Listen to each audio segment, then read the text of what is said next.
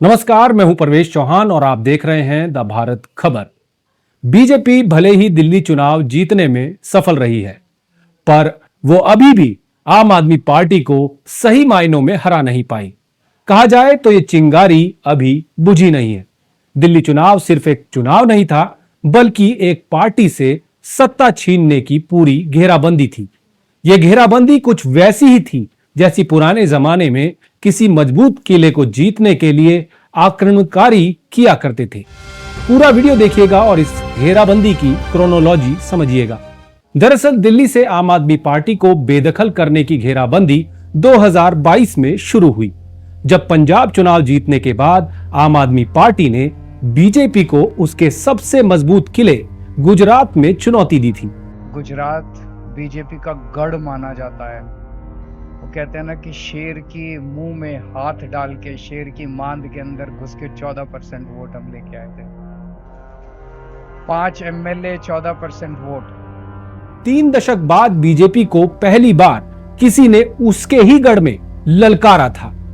खैर, बीजेपी गुजरात बचाने में तो सफल रही, पर आपकी वजह से तथाकथित गुजरात मॉडल की कमजोर कड़ियां सारे देश के सामने खुल गईं।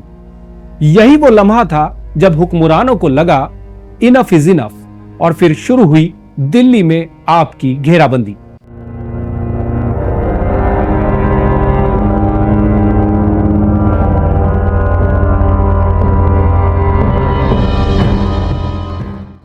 चूंकि आपका उदय भ्रष्टाचार के खिलाफ एक आंदोलन से हुआ था, लिहाजा हुक्मरानों को लगा कि अगर किसी तरह भ्रष्टाचार को केजरीवाल की पार्टी से चिपका दें तो उसके मूल समर्थक ही उससे दूर ही होने लगेंगे, और एक बार ये हो जाए तो फिर केजरीवाल की गवर्नेंस पर चोट करके खेल खत्म किया जा सकता है।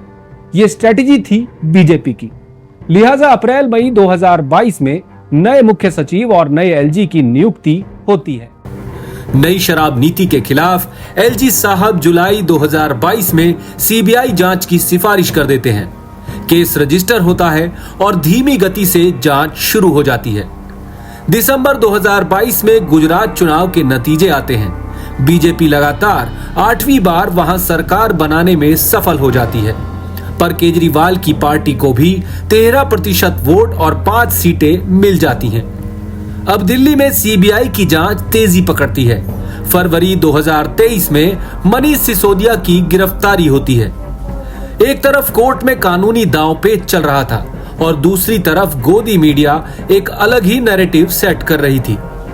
पूरी दिल्ली शराब में डूब चुकी है, सैकड़ों हजारों करोड़ की रिश्वत ली गई है। ये कहानी मोबाइल फोन के जरिए हर घर तक पहुंच गई थी। इस बीच मई 2023 में सुप्रीम कोर्ट एक बहुप्रतीक्षित मुकदमे में अपना फैसला आप सरकार के पक्ष में दे देता है। सुप्रीम कोर्ट मानता है कि दिल्ली सरकार के अधिकारी चुनी हुई सरकार के प्रति जवाबदेह होंगे।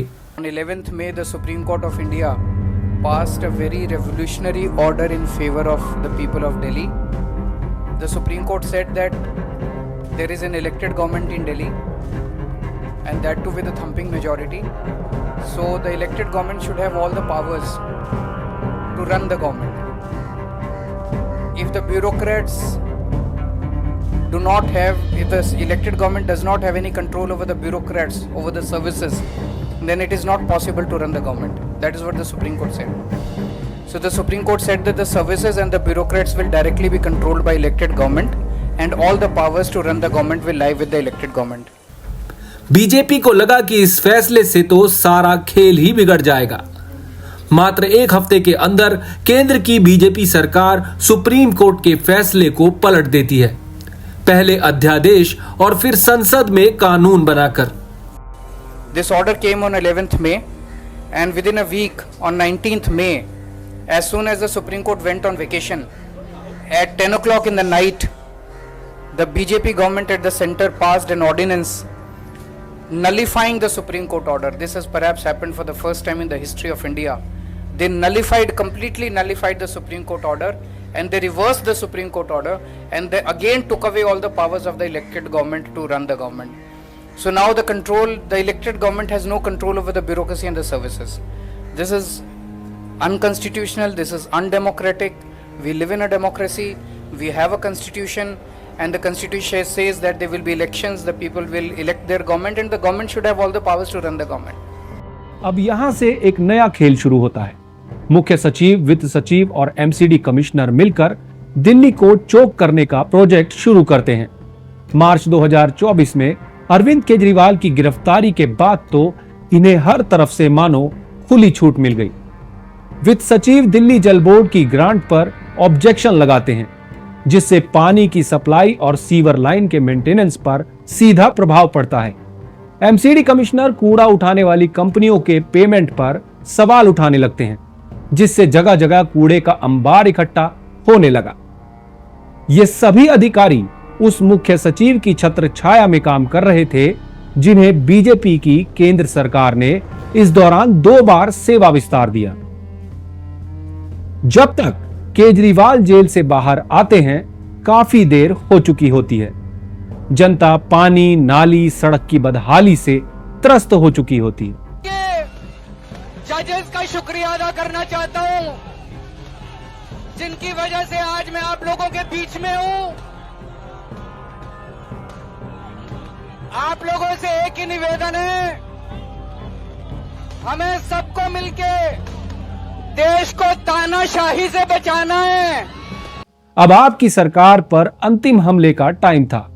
चूंकि बीजेपी तथाकथित शराब घोटाले में जनता को केजरीवाल सिसोदिया के घर से नोटों की बरामदगी की तस्वीरें नहीं दिखा पाई थी, इसलिए अब गोदी मीडिया ने जनता के सामने शीश महल परोस दिया। मुख्यमंत्री के सरकारी आवास का रेनोवेशन 2 साल पहले हुआ था, पर इस चुनाव के मौके पर इसे फिर से पेश कर जनता को बताया कि देखो, केजरीवाल ने खुद का घर तो आलीशान बना लिया, पर तुम्हारी गली और नाली टूटी ही रहने दी। पुराने जमाने में भी जब किला अभेद्य लगता था, तो आक्रमणकारी राशन और पानी की सप्लाई रुकवा दिया करते थे और अंदर ये अफवाह फैला देते थे कि देखो, तुम्हारा राजा तो बड़े आराम से रह रहा है, परेशान तो तुम लोग हो। ठीक इसी तर्ज पर दिल्ली की सीवर, नाली, कूड़े पानी की सेवाओं को अफसरों के जरिए ध्वस्त करके लोगों को वास्तविक तकलीफ दी गई और फिर तथाकथित शीश महल और शराब घोटाले के जरिए उसे काल्पनिक भ्रष्टाचार से जोड़ दिया गया। लिहाजा 10% वोट छिटक गए और बीजेपी अपने मंसूबे में सफल हो गई। गजब स्ट्रैटेजी थी बीजेपी की। इसे आईआईएम जैसे संस्थानों में केस स्टडी के रूप में भी पढ़ाया जाना चाहिए। पर हां, इतना सब करने के बाद भी दिल्ली के 44% वोटर्स ने केजरीवाल की पार्टी को वोट दिया। सोचिए, अगर बीजेपी साम दाम दंड भेद का सहारा ना लेती तो दिल्ली का नतीजा क्या होता। इसलिए यह कहा जा रहा है कि बीजेपी भले ही दिल्ली चुनाव जीतने में सफल रही है, पर वो अभी भी आपको हरा नहीं पाई है। चिंगारी अभी बुझी नहीं है। आप देख रहे हैं द भारत खबर। हमारी खबरों के अपडेट्स पाने के लिए चैनल को फॉलो और सब्सक्राइब जरूर कीजिएगा और इस वीडियो पर अपनी राय कमेंट के जरिए हमें जरूर लिखिएगा। नमस्कार।